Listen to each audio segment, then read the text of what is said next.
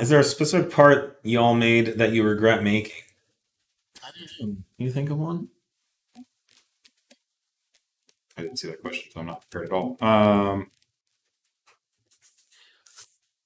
I mean, it'd be easy to run a report and go back and say, okay, these bottom 10% products we waste should of have never time, yeah. done. But as far as, I mean, well, I don't. I think there's a lot of these early on. Yeah, there's more. Like I was like 07K Turbo Kit.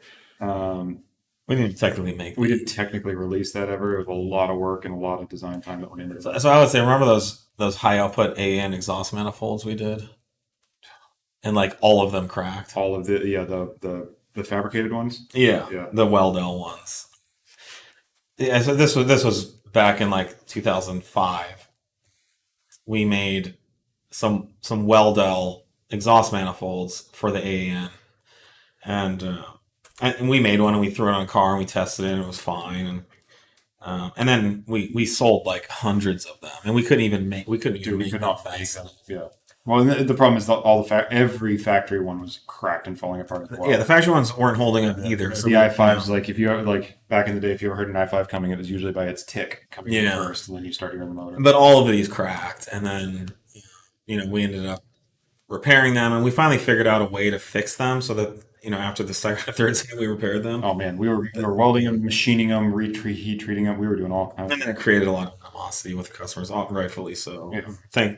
This is how you get to where we are now, is you make all those mistakes, but if you don't learn from them, we learn. You got to learn. So that's also why there's a lot of products you ask for here, and we're just like, yeah, no, it's just not worth it. Some of that stuff is just so low volume or so hard to produce in a way that's better than OEM.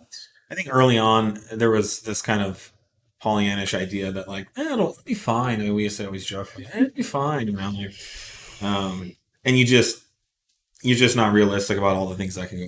Yeah, and we've evolved our testing methodologies. Now we just assume that everything's. We assume everything's going to go wrong. Yeah. We take everything to the track as much as we can, beat the crap out of it as much as we can. We do a lot more track time now for product than we ever used to. Yeah. With multiple people driving multiple cars a day, we're on the track a lot trying to beat these out.